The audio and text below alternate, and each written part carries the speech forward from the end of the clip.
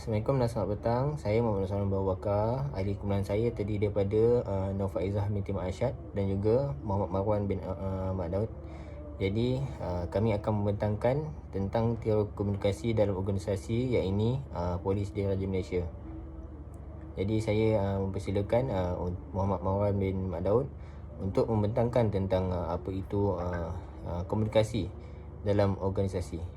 Assalamualaikum dan selamat petang. Nama saya Nur Faizah binti Mak Arsyad, nombor metrik 260793. Saya akan bentangkan tentang dimensi nilai di dalam PDRM.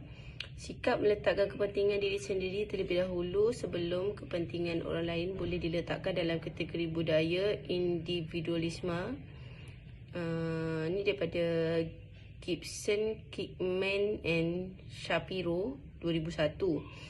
Kolektivisme pula boleh didefinisikan sebagai satu budaya di mana kepentingan kumpulan diletakkan sebagai kepentingan utama berbanding kepentingan individu yang lain. Tambahan lagi, konsep kolektivisme ini dibahagikan kepada dua jenis, iaitu in-group dan out-group. Mana kesimpulan mengenai budaya individualisme yang dibuat oleh Samova, Porter dan McDaniel 2007 adalah seperti berikut. Yang pertama, di dalam konteks sosial, individu merupakan unit yang terpenting. Yang kedua, konsep saling bergantung, interdependence kurang ditekankan berbanding konsep berdikari independen. Yang ketiga, pencapaian individu merupakan penanda aras bagi ganjaran yang akan diterima. Yang keempat, keunikan setiap individu sangat dihargai.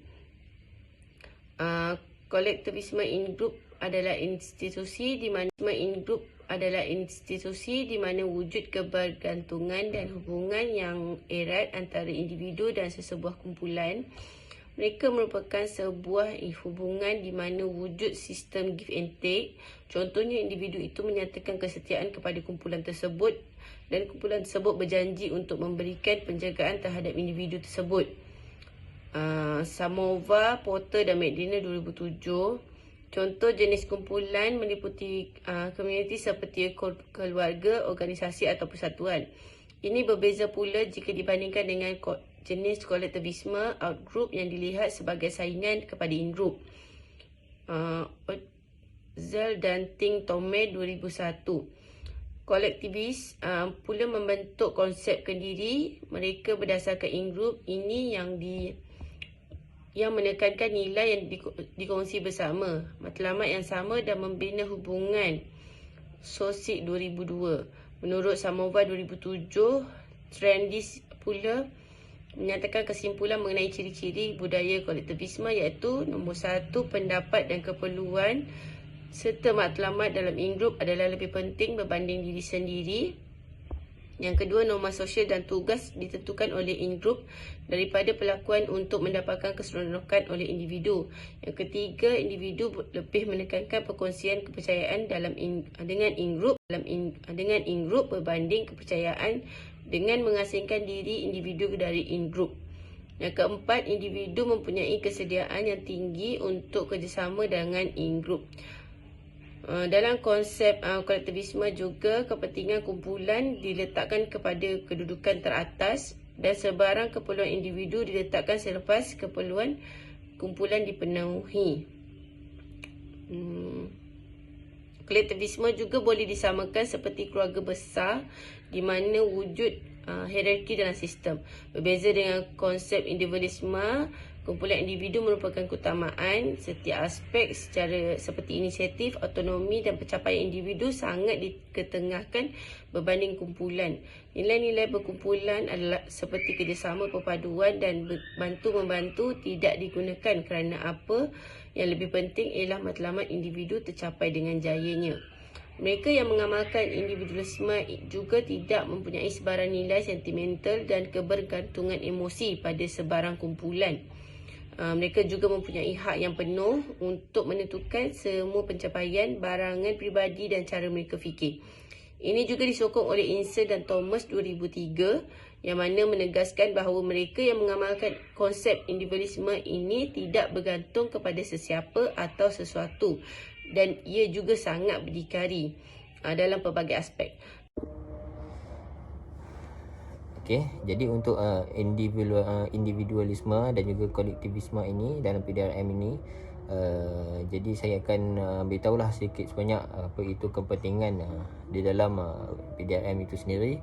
Jadi yang kita lihat, setiap aspek kehidupan manusia ini kita berkaitan dengan sistem nilai. Jadi nilai ini berkait rapatlah dengan pengalaman dan penilaian seorang individu serta mempengaruhi motif, alasan dan justifikasi setiap tindakan individu tersebut. Jadi dalam PDRM khususnya, nilai yang terkandung dalam PDRM ini mungkin berbeza di antara satu kelompok dengan kelompok yang lain, namun lazimnya sistem nilai masyarakat merupakan set nilai representatif yang dihormati, diamalkan dan dipatuhi oleh semua kelompok sosial serta kolektif. Seringkali wujud konflik dalam pemilihan dan penetapan nilai-nilai masyarakat kerana ia melibatkan pihak yang memiliki sistem nilai individu yang didasari oleh pengalaman, kekangan dan kepentingan peribadi. Selain itu, komponen nilai-nilai ini seringkali berubah mengikut konteks dan situasi semasa lah. Sistem nilai masyarakat lazimnya diadaptasi berdasarkan kepentingan dan komitmen sosial, budaya, ekonomi dan politik dalam organisasi itulah. Perbezaan dan kepelbagaian kepentingan dan komitmen dalam semua aspek tersebut menyukarkan pembinaan satu set etika atau norma atau sistem nilai yang memuaskan hati setiap pihak. Satu tingkah laku yang dikatakan beretika dan bertanggungjawab bagi suatu komuniti mungkin tidak bagi individu atau komuniti yang lain.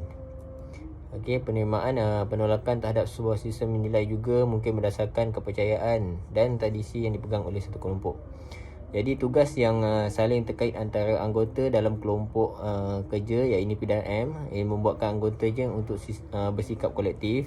Tanpa adanya sikap tersebut, maka anggota PDRM juga hanya akan peduli dengan tugas individual yang ia tangani tanpa memperhitungkan bahawa hasil kerjanya akan menjadi produk bagi rakan kerja yang berada dalam rangkaian proses kerja. Oleh sebab itu, munculnya sikap kolektif yang akan mampu meningkatkan kerja dalam PDRM. Namun sikap kolektif mampu memberikan kesan buruk juga bagi PDRM, bahkan terhadap kerja PDRM. Kondisi tersebut terjadi ketika sikap kolektif yang ada bersumber dari budaya kolektif yang bertentangan dengan nilai-nilai universiti.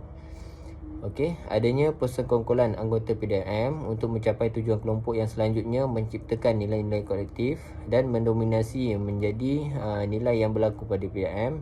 Hal tersebut memberi kesan negatif bagi PDRM. Dalam kondisi ini yang memang menjadi nilai kolektif tidak selaras dengan nilai dan norma yang berlaku umum di masyarakat. Jadi seorang individualisme cenderung akan menggunakan kuasa dan tanggungjawab untuk tujuan peribadi dia lah.